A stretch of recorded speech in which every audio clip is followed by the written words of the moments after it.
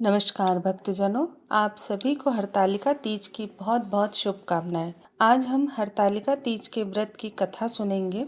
भाद्रपद शुक्ल तृतीया को हरतालिका तीज का व्रत किया जाता है। सुहागिन स्त्रियां इस दिन शंकर पार्वती की बालू की मूर्ति बनाकर पूजा करती हैं। सुंदर वस्त्रों से, कदली स्तंभों से घर को सजाकर नाना प्रकार के मंगल गीतों से रात्रि जागरण करती है। पार्वती के लिए सुहाग पिटारी व 13 मिठाई चढ़ाई जाती है। फिर ब्राह्मण को धोती और अंगोछा दान में देती है और सुहाग पिटारी किसी ब्राह्मणी को दे दे। आइए अब हम कथा श्रवण करते हैं। कथा श्रवण करने से पहले आप सभी से एक निवेदन है कि आप कथा को पूरी सुनिएगा और अगर आप हमारे चैनल पर नए हैं तो हमारे चैनल को सब्सक्राइब जरूर करिएगा। चलिए कथा श्रवण करते हैं। हिमालय पुत्री ने शंकर को पति रूप में पाने के लिए कठिन तपस्या प्रारंभ की। उसी घोर तपस्या के समय नारद जी राजा हिमालय के पास आए और कहा, विष्णु भगवान आपकी कन्या पार्वती के साथ विवाह करना चाहते हैं। नारद की बात को हिमालय ने स्वीकार कर लिया। तत्पश्चात नारद जी विष्णु के पास गए और कहा कि आपका विवाह हिमालय ने पार्वती के साथ करना तय कर दिया है, इसकी स्वीकृति दें।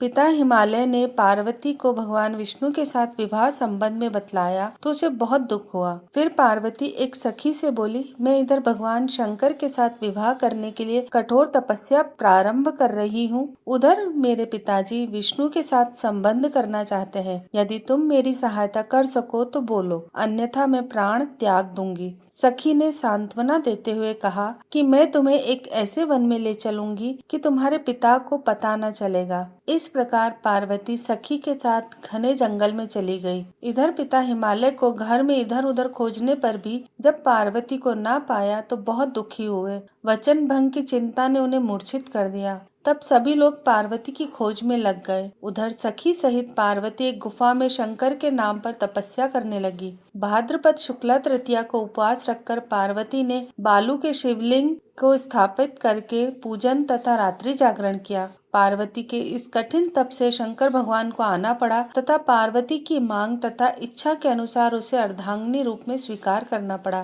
तत्पश्चात शंकर तुरंत कैलाश पर्वत पर चले गए। प्रातः बेला में जब पार्वती पूजन सामग्री नदी में छोड़ रही थी, तभी हिमालय राज उस स्थान पर पहुंच गए। वे पार्वती को देखकर रोते हुए पूछने लगे, बेटी तुम यहाँ कैसे आ गई? तब पार्वती ने विवाह वाली प्रतिज्ञा सुना दी। पार्वती की इच्छा पूर्ति करने हेतु उन्होंने शास्त्र विधि से पार्वती का विवाह शिव से कर दिया। सखी द्वारा हरि जाने पर इसका नाम हरतालिका नाम पड़ गया। जो स्त्री इस व्रत को परम श्रद्धा से करेगी उसे पार्वती के समान ही अचल सुहाग मिलेगा। तो भक्तजनों, ये थी हमारी हरतालिका तीज की छोटी सी कथा। आपको हमारी ये कथा कैसी लगी हमें नीचे कमेंट्स करके जरूर बताइएगा। इसे अपने परिवार और मित्रों के साथ भी शेयर करिएगा। वीडियो अच्छा लगे तो इसे लाइक करिएगा और हमारे चैनल को सब्सक्राइब जरूर करिएगा। धन्यवाद।